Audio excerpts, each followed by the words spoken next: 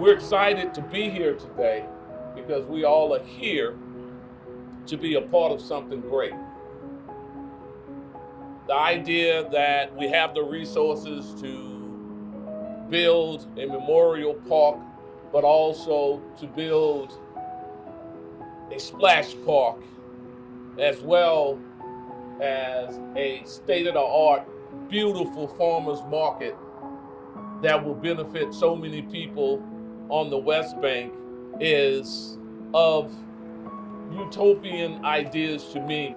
We're looking forward to this memorial, and we know that it is going to be something that is going to lift the spirits of this community, of those families of whom loved ones have now departed.